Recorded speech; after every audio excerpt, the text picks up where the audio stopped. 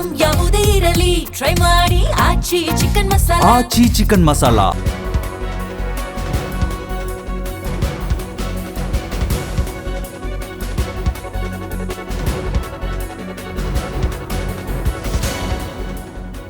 ಭಾರತದಲ್ಲಿ ಜನಗಣತಿ ಪ್ರಕ್ರಿಯೆ ದೇಶದ ಜನಸಂಖ್ಯೆ, ಆರ್ಥಿಕ ಚಟುವಟಿಕೆಗಳು, ಸಾಕ್ಷರತೆ ಮತ್ತು ಇತರ ಸಾಮಾಜಿಕ ಆರ್ಥಿಕ ಅಂಕಿಅಂಶಗಳನ್ನು ಸಂಗ್ರಹಿಸುವ ಬೃಹತ್ ಅಭಿಯಾನವಾಗಿದೆ.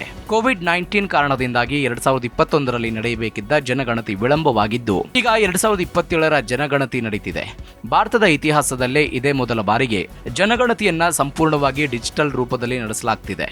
ಸಾರ್ವಜನಿಕರು ಮೊಬೈಲ್ ಆಪ್ ಮುಖಾಂತರವೇ ತಮ್ಮ ಮಾಹಿತಿಯನ್ನ ದಾಖಲಿಸುವ ಅವಕಾಶವನ್ನು ಕೊಡಲಾಗಿದೆ. ಭಾರತದಲ್ಲಿ 16 ವರ್ಷದ ಬಳಿಕ ಜನಗಣತಿಯ ಪ್ರಕ್ರಿಯೆ ಅಧಿಕೃತವಾಗಿ ಆರಂಭವಾಗಿದೆ. ಈ ಬಾರಿಯ ಗಣತಿ ಸಂಪೂರ್ಣ ಡಿಜಿಟಲ್ ಆಗಿದ್ದು, ಯಾರೂ ಮನೆಗೆ ಬಂದು ಈ ಪ್ರಕ್ರಿಯೆ ಮಾಡ್ತಾರೋ ಅಂತ ಕಾಯುವ ಅಗತ್ಯ ಇಲ್ಲ. ಮನೆಯಲ್ಲೇ ಕುಳಿತು ಮೊಬೈಲ್ ಹಿಡಿದು 7ರಿಂದ 8 ನಿಮಿಷದ ಒಳಗೆ ಇದನ್ನು ಮುಗಿಸಬಹುದು. ಯಾವುದೇ ದಾಖಲೆಗಳು ಕೂಡ ಬೇಕಿಲ್ಲ. ಏಪ್ರಿಲ್ 1ರಿಂದ ಜನಗಣತಿಯ ಮೊದಲ ಹಂತ ಆರಂಭವಾಗಿದ್ದು, ಜನ ಡಿಜಿಟಲ್ ಮುಖಾಂತರ ಭಾಗಿಯಾಗ್ತಿದ್ದಾರೆ. ಭಾರತದ ರಿಜಿಸ್ಟ್ರಾರ್ ಜನರಲ್ ಮತ್ತು ಜನಗಣತಿ ಆಯುಕ್ತರಾದ ಮೃತ್ಯುಂಜಯ್ ಕುಮಾರ್ ನಾರಾಯಣ್ ಜನಗಣತಿ ಬಗ್ಗೆ ಮಾಹಿತಿಯನ್ನು ಹಂಚಿಕೊಂಡಿದ್ದಾರೆ. ರಿಜಿಸ್ಟ್ರಾರ್ ಜನರಲ್ ಅವರು ಸ್ಪಷ್ಟವಾಗಿ ಹೇಳಿದ್ದು, ಜನಗಣತಿ ವೇಳೆ ಯಾವುದೇ ದಾಖಲೆಗಳನ್ನು ಒದಗಿಸುವ ಅಗತ್ಯ ಇಲ್ಲ. ಈ ಬಾರಿ ಸರ್ಕಾರ ಜನರಿಗೆ ಒಂದು ಅದ್ಭುತವಾದ ಆಪ್ಷನ್ ಕೊಟ್ಟಿದೆ. ಅದೇ ಸೆಲ್ಫ್ ಎನ್ಯುಮರೇಷನ್. ಅಂದರೆ ಅಧಿಕಾರಿಗಳು ಮನೆ ಮನೆಗೆ ಬಂದು ಮಾಹಿತಿ ಕಲೆ ಹಾಕುವ 30 ದಿನಗಳ ಪ್ರಕ್ರಿಯೆ ಶುರುವಾಗುವ ಮುನ್ನ 15 ದಿನಗಳ ಕಾಲಾವಕಾಶವನ್ನು ಜನರಿಗೆ ಕೊಡಲಾಗುತ್ತೆ. ಆ 15 ದಿನಗಳ ವಿಂಡೋದಲ್ಲಿ ದೇಶದಲ್ಲಿ ವಾಸಿಸ್ತಾ ಇರುವ ಪ್ರತಿಯೊಬ್ಬ ನಾಗರಿಕನು ಡಿಜಿಟಲ್ ಪೋರ್ಟಲ್ ಮುಖಾಂತರ ತನ್ನ ಮಾಹಿತಿಯನ್ನು ತಾನೇ ಫಿಲ್ ಮಾಡಬಹುದು. ಜನಗಣತಿಯಲ್ಲಿ 33 ಪ್ರಶ್ನೆಗಳನ್ನು ಕೇಳಲಾಗ್ತಿದ್ದು, ಅದರಲ್ಲಿ ಒಟ್ಟು 4 ಭಾಗಗಳಿವೆ. ಆ 4 ಭಾಗಗಳಲ್ಲಿ ಮೊದಲ ಭಾಗ ವಸತಿ ವಿವರಗಳು. ಈ ವಸತಿ ವಿವರಗಳಲ್ಲಿ ಕಟ್ಟಡದ ಸಂಖ್ಯೆ, ಜನಗಣತಿ ಮನೆ ಸಂಖ್ಯೆ, ನೆಲಕ್ಕೆ ಬಳಸಿರುವ ವಸ್ತು, ಗೋಡೆಗೆ ಬಳಸಿರುವ ವಸ್ತು, ಚಾವಣಿಗೆ ಬಳಸಿರುವ ವಸ್ತು, ಮನೆಯ ನಿರ್ದಿಷ್ಟ ಬಳಕೆ, ಖಚಿತ ಜನಗಣತಿ, ಮನೆಯ ಸ್ಥಿತಿ ಹಾಗೂ ಮನೆಯ ಸಂಖ್ಯೆಯ ಬಗ್ಗೆ ವಿವರಗಳನ್ನು ಕೇಳಲಾಗುತ್ತೆ. ಇವುಗಳಿಗೆ ನಾವು ಉತ್ತರಿಸಬೇಕು. ಇನ್ನು ಭಾಗ 2ರಲ್ಲಿ ಮನೆಯ ಸಂಯೋಜನೆ ಬಗ್ಗೆ ಪ್ರಶ್ನೆ ಕೇಳಲಾಗಿದ್ದು, ಇದರಲ್ಲಿ ಮನೆಯಲ್ಲಿ ವಾಸಿಸುವ ಒಟ್ಟು ವ್ಯಕ್ತಿಗಳ ಸಂಖ್ಯೆ, ಮನೆಯ ಮುಖ್ಯಸ್ಥರ ಹೆಸರು, ಮನೆಯ ಮುಖ್ಯಸ್ಥರ ಲಿಂಗ ಎಸ್ಸಿ ಅಥವಾ ಎಸ್ಟಿ, ಇತರರಿಗೆ ಸೇರಿದೆಯೇ, ಮನೆಯ ಮಾಲೀಕತ್ವದ ಸ್ಥಿತಿ, ಪ್ರತ್ಯೇಕವಾಗಿ ವಾಸದ ಕೊಠಡಿಗಳ ಸಂಖ್ಯೆ ಮತ್ತು ಮನೆಯಲ್ಲಿನ ವಿವಾಹಿತ ದಂಪತಿಗಳ ಸಂಖ್ಯೆಯನ್ನು ವಿವರಿಸಬೇಕು. ಭಾಗ 3ರಲ್ಲಿ ಸೌಕರ್ಯಗಳು ಮತ್ತು ನೈರ್ಮಲ್ಯದ ಬಗ್ಗೆ ಪ್ರಶ್ನೆಗಳಿದ್ದು, ಕುಡಿಯುವ ನೀರಿನ ಮುಖ್ಯ ಮೂಲ, ಕುಡಿಯುವ ನೀರಿನ ಮೂಲ ಲಭ್ಯತೆ, ಬೆಳಕಿನ ಮುಖ್ಯ ಮೂಲ, ಶೌಚಾಲಯಕ್ಕೆ ಪ್ರವೇಶ, ಶೌಚಾಲಯದ ಪ್ರಕಾರ, ತ್ಯಾಜ್ಯ ನೀರು ಔಟ್ಲೆಟ್, ಸ್ನಾನದ ಸೌಲಭ್ಯದ ಲಭ್ಯತೆ, ಅಡುಗೆ ಮನೆ LPG ಅಥವಾ PNG ಸಂಪರ್ಕ, ಅಡುಗೆಗೆ ಬಳಸುವ ಮುಖ್ಯ ಇಂಧನದ ಬಗ್ಗೆ ಮಾಹಿತಿಯನ್ನು ಕೊಡಬೇಕು.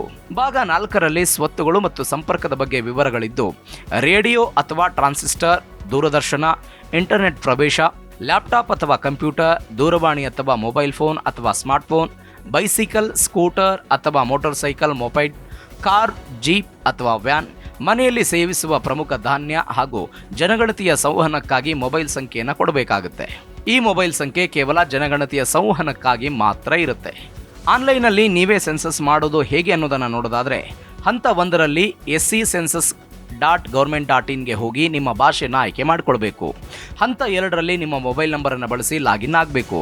ಈ ಸಮಯದಲ್ಲಿ ರಾಜ್ಯ ಮತ್ತು ಇತರ ಡೀಟೇಲ್ಸ್ ಹಾಕುವ ಮೂಲಕ ರಿಜಿಸ್ಟರ್ ಆಗಬೇಕು.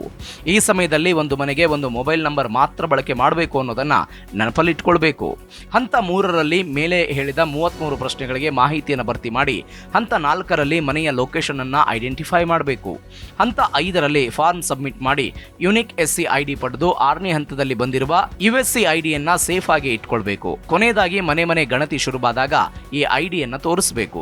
ಕರ್ನಾಟಕದಲ್ಲಿ ಏಪ್ರಿಲ್ 1ರಿಂದ 15ರವರೆಗೆ ಸ್ವಯಂ ಗಣತಿ.